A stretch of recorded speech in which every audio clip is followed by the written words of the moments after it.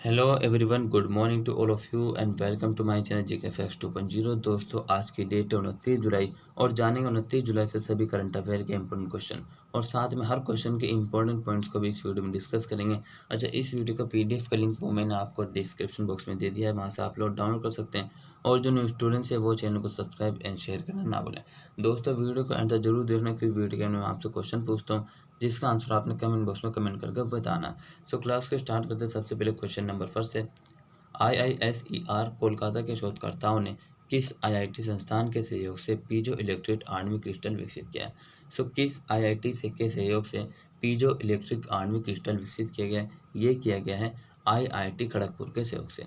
सी इसका बिल्कुल right answer है। कोलकाता के शोधकर्ताओं ने आईआईटी खड़गपुर के सहयोग से पीजो इलेक्ट्रिक आणविक क्रिस्टल विकसित किया है। याद रखना, इससे यंत्रिक प्रभाव से विद्युत आवेशों के साथ अपनी स्वयं की मशीन के नुकसान की मरम्मत की जा सकती है। क्लियर है? पॉइंट्स और क्वेश्चन दोनों इंपॉर्टेंट हैं, अपने एग्जाम से याद रखना। नेक्स्ट क्वेश्चन, भारत के किस राज्य के मुख्यमंत्री नवीन पटनायक ने राज्य में ड्रिंक फ्रॉम योजना की शुरुआत की है?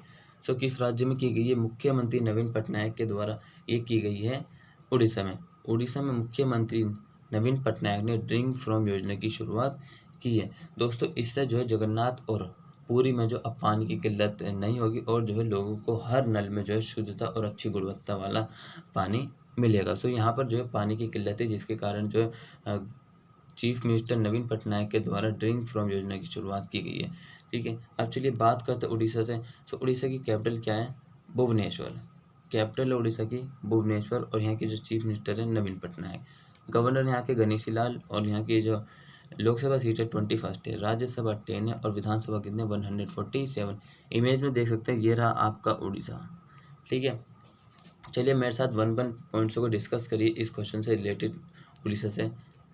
डीआरडीओ ने राज्य की तट से अपने देश में विकसित कम वजन वाले और नई पीढ़ी की आकाश मिसाइल आकाश एनजी का सफलतापूर्वक परीक्षण किया है। जगन्नाथ रथ यात्रा उत्सव 2021 का आयोजन किया गया है। साथ ही केंद्र सरकार ने जल जीवन मिशन के तहत राज्य को 3,323 करोड़ रुपए का अनुदान आवंटित किया है।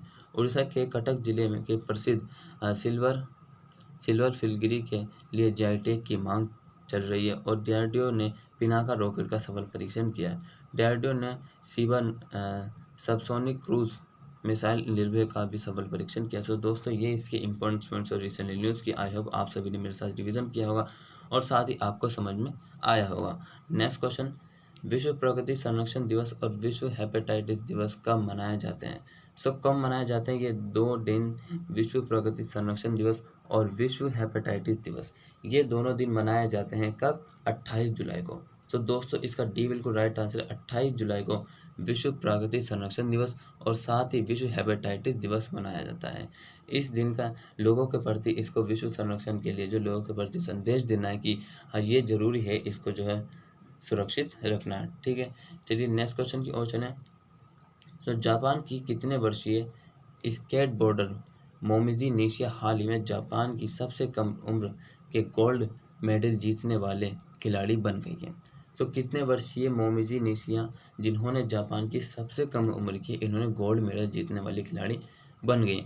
ये है 13 वर्षीय। मात्र 13 वर्षीय मोमिजी निशिया ने हाल ही में जापान की सबसे कम उम्र के गोल्ड मेडल जीतने वाली खिलाड़ी बन गई है। इन्होंने जो है ब्राज़ील की रेसा लील को हराकर जो ये स्पर्धा जीती है, ये आपने याद रखना है। नेक्स्ट क्वेश्चन की बात करें तो निम्न में से किस सरकार ने हाल ही में माई गवर्नमेंट मेरी सरकार पोर्टल लॉन्च किया है? सो किस स्टेट गवर्नमेंट के ने जो है ये लॉन्च की गई है माई गवर्नमेंट और मेरी सरकार, ये लॉन्च की गई है उत्तर प्रदेश के सरकार के द्वारा। सो इसका ए बिल्कुल राइट आंसर है। उत्तर प्रदेश सरकार ने माई गवर्नमेंट मेरी सरकार पोर्टल लॉन्च किया है। इससे जो है लोग जो है उत्तर प्रदेश सरकार मतलब योगी आदित्यनाथ को जो फीडबैक दे सकती है और इसके बदले में उत्तर प्रदेश सरकार योगी आदित्यनाथ जो लोगों को योजनाओं के बारे में जानकारी देंगे। तो ठीक है, चलिए अब बात करते हैं उत्तर प्रदेश से। उत्तर प्रदेश के चीफ मिनिस्टर कौन है? सबसे पहले इसकी कैपिटल इसकी लखनऊ। चीफ मिनिस्टर यहाँ की योगी आदित्यनाथ है और गवर्नर कौन है यहाँ की? आनंदीबेन पटेल। लोकसभा सीट 80, राज्यसभा 31 और विधानसभा है 403। भारत में सबसे अधिक विधानसभा किसकी? उत्तर प्रदेश की। इमेज में देख सकते हैं, ये रहा आपका उत्तर प्रदेश। क्लियर। अब चलिए मेरे साथ उन पॉइंट्सों का रिवीजन करिए वन बाय वन, जिन पॉइंट्सों को आप जानते हैं। ठीक है। राज्य सरकार ने इलेक्ट्रिक बसों का ट्रायल करना शुरू किया है। जनसंख्या नीति 2021-30 की घोषणा की है। राष्ट्रपति रामनाथ कोविंद ने उत्तर प्रदेश के लखनऊ में डॉक्टर अंबेडकर स्मारक एवं सांस्कृतिक केंद्र की आधारशिला रखी है। उत्तर प्रदेश सरकार हेल्थ एटीएम्स स्थापित करने की योजना बना रही है और राज्य ने टू चाइल्ड पॉलिसी लाने का फैसला किया है। राज्य सरकार ने आवश्यक सेवा रखरखाव अधिनियम लागू किया। तो दोस्तों इन सभी पॉइंट्सों को आपने जो याद रखना है, ये आपके एग्जाम पॉइंट ऑफ व्यू से और साथ ही आपकी नॉलेज में जो है मोस्ट इंपॉर्टेंट पॉइंट्स हैं। क्लियर। चलिए बात करते हैं नेक्स्ट क्वेश्चन की। सो निम्न में से किस देश की सरकार, किस देश की कोर्ट ने भगोड़े कारोबारी विजय माल्या को दिवालिया घोषित कर दिया। सो किस देश की कोर्ट के द्वारा जो भगोड़े कारोबारी विजय माल्या को दिवालिया घोषित किया गया, ये किया गया ब्रिटेन की कोर्ट के द्वारा। सो इसका डी बिल्कुल राइट आंसर है। हाल ही में ब्रिटेन की कोर्ट ने जो है विजय माल्या को जो है भगोड़ा घोषित कर दिया गया। ये एक जो कारोबारी थे जो कि मतलब कि पैसा लेके भागे हुए थे भारत का। ठीक है। अब जो है इससे भारतीय बैंक विजय माल्या की जितनी भी विश्व में संपत्ति है उन सबको जब्त कर सकते हैं। ठीक है। और ये दो फर्म, ब्रिटेन की दो फर्म TLP, LTP, LTL और जो है LLP। ठीक है। और साथ ही जो है बैरिस्टर मार्सिया शेखर डेमियन, जब ये इन्होंने सुनवाई की तो इन्होंने जो भारत की तरफ पैरवी की। ठीक है। ये आपने याद रखना है कि विजय माल्या को हाल ही में जो है भगोड़ा घोषित किया गया। किसके द्वारा किया गया? ये किया गया ब्रिटेन की सरकार, ब्रिटेन की कोर्ट के द्वारा, LTL और LLP के द्वारा। और साथ ही बैरिस्टर मार्सिया शेखर डेमियन ने जब सुनवाई की तो उन्होंने भी जो है भारत की पैरवी की, मतलब कि तरफदारी की। ठीक है। अब चलिए बात करते हैं ब्रिटेन से। तो ब्रिटेन की कैपिटल क्या है? ब्रिटेन की कैपिटल है लंदन। करेंसी क्या है कि पाउंड स्टेरलिंग। क्या है करेंसी है कि पाउंड स्टेरलिंग। और यहाँ के जो प्राइम मिनिस्टर कौन है? Boris Johnson.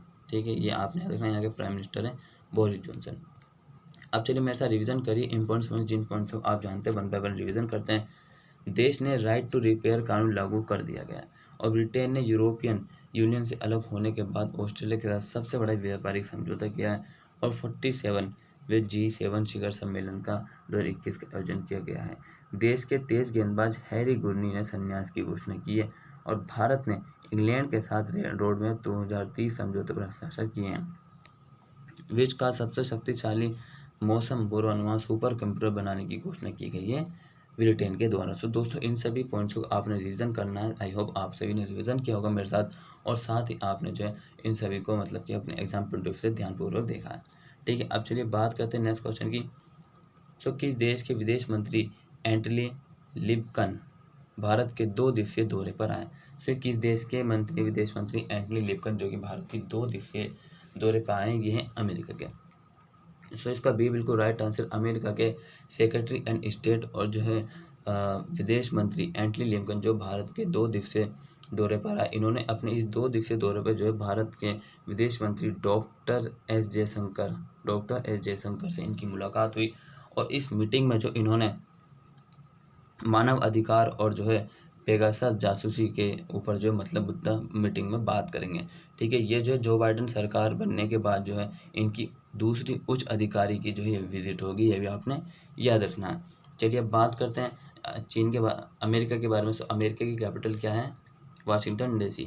ठीक है। कहाँ पर स्थित है? पोकोमेट नदी के किनारे। यहाँ की जो है करेंसी क्या है? डॉलर। क्या करेंसी यहाँ की? डॉलर। और प्रेसिडेंट जो बाइडेन 46 एडिशन के और यहाँ की जो वाइस प्रेसिडेंट है कमला हैरिस, ये आपने याद रखना है। ठीक है। चलिए अब बात करते हैं important points of recent news, जो कि मोस्ट इंपॉर्टेंट है हमारे लिए। वन बाय वन पॉइंट्स को डिस्कस करते हैं और साथ ही समझते हैं। तो अमेरिका के राष्ट्रपति जो बाइडेन ने अफगान फांसियों के लिए $200 मिलियन के आपातकालीन फंड को मंजूरी दे दी है। साथ ही अंतरिक्ष एजेंसी नासा ने घोषणा की है कि उसका नया अंतरिक्ष यान NEA स्कॉट सभी परीक्षण से सफलतापूर्वक पूरा हो चुका है। भारतीय नौसेना को अमेरिका से 2 भूमिका वाले MH-16 रोमियो हेलीकॉप्टर प्राप्त हुए और रेंस मवेयर हमलों के शिकार हुए लोगों के लिए एक ऑनलाइन हब जारी किया गया है अमेरिका के द्वारा। अमेरिका के पूर्व रक्षा सचिव डोनाल्ड रामसफेल्ड का निधन हुआ। सो दोस्तों इन सभी पॉइंट्स को आपने अमेरिका से याद रखना है। नेक्स्ट क्वेश्चन है अमेरिका के राष्ट्रपति जो बाइडेन ने किस देश में अमेरिका युद्ध अभियानों को समाप्त करने की घोषणा की है? सो किस देश में की गई है? अमेरिका के राष्ट्रपति जो बाइडेन के द्वारा ये की गई इराक के प्रधानमंत्री मुश्ताक अल कादमी के साथ मिलकर जो है अमेरिका के राष्ट्रपति जो बाइडेन ने 18 साल पुराने युद्ध मिशन को जो इन्होंने ख़त्म किया और जो है अब ये जो है इराक के साथ मतलब कि सारे जितने भी इनके युद्ध मतलब कि जितने भी इनके युद्ध थे उन सभी मिशनों को इन्होंने समाप्त किया है और ये इराक और अमेरिका चाहता है कि इराक के साथ ही अपना जो है मतलब कि दोबारा से समय इनका जो है मतलब कि बेहतर तरीके से ये आपने याद रखना है। चलिए अब बात करते हैं नेक्स्ट क्वेश्चन की। तो हाल ही में स्टीवन वेनबर्ग का निधन हुआ है। उन्होंने किस क्षेत्र में नोबेल पुरस्कार जीता था? सो किस क्षेत्र में जीता गया है? स्टीफन वेनबर्ग के द्वारा जिनका हाल ही में निधन हुआ ये जीता था इन्होंने फिजिक्स में। सो इसका बी बिल्कुल राइट आंसर है। भौतिक विज्ञान में जो इन्होंने अपना जो है इन्होंने नोबेल पुरस्कार जीता था स्टीवन वेनबर्ग में। इमेज में देख सकते हैं ये रहा स्टीवन वेनबर्ग, इन्हीं के द्वारा जो है नोबेल पुरस्कार जीता गया था फिजिक्स में। ठीक है, चलिए नेक्स्ट क्वेश्चन देखते हैं। हाल ही में किस शिक्षा प्रौद्योगिकी क्षेत्र की कंपनी ने सिंगापुर स्थित ग्रेट लर्निंग का 60 करोड़ डॉलर में अधिग्रहण कर लिया? क्या है? सर किस देश में किया गया? एक शिक्षा प्रौद्योगिकी क्षेत्र की कंपनी ने सिंगापुर स्थित ग्रेट लर्निंग का 60 करोड़ डॉलर में अधिग्रहण किया गया। ये किस देश किसने करा? ये किया गया है बायजूस के द्वारा। सो इसका डी बिल्कुल राइट आंसर है। बायजूस का जो हेडक्वार्टर है वो है कहाँ पर स्थित है? बेंगलुरु में स्थित है। ठीक है, और इसी कंपनी ने जो है सिंगापुर में शिक्षा प्रौद्योगिकी क्षेत्र के लिए जो है ग्रेट लर्निंग का 60 करोड़ डॉलर में अधिग्रहण कर लिया सिंगापुर की कंपनी ने। ठीक है, ये आपने याद रखना। नेक्स्ट क्वेश्चन जो answer of last video question था हमारा, हाल ही में कौन सी अंतरिक्ष एजेंसी बृहस्पति ग्रह पर रॉकेट भेजेगी? सो कौन सी एजेंसी भेजने वाली है अपना रॉकेट जो टू जुपिटर रिसेंटली? ये भेजने वाली है जैक्सा मतलब कि इसरो। सो 20 का बिल्कुल राइट आंसर है। भारत की space agency Indian Space Research Organisation अंतरिक्ष एजेंसी बृहस्पति ग्रह पर रॉकेट भेजेगी। क्लियर। नेक्स्ट क्वेश्चन देखते हैं जो कि क्वेश्चन फॉर यू है आपके लिए। हाल ही में किस देश ने नोरो वायरस के प्रकोप की पुष्टि की है? Which country has recently confirm the outbreak of noro virus? So किस देश के द्वारा ये कन्फर्म किया गया है कि उनके देश में जो है आउटब्रेक पाए गए हैं, कुछ कुछ पुष्टि मतलब कि कुछ थोड़े थोड़े कण पाए गए हैं नोरो वायरस के। इस क्वेश्चन का आंसर आपने कमेंट बॉक्स में कमेंट करके बताना है दोस्तों, और साथ ही ये भी बताना है कि आपको आज का वीडियो कैसा लगा। अगर वीडियो अच्छा लगा तो प्लीज़ लाइक एंड सब्सक्राइब जरूर करिए और साथ ही डेली करंट अफेयर देखना ना भूलिए। Thank you for watching this video. आज के लिए इतना ही। Take care, bye bye, all the best, have a nice day.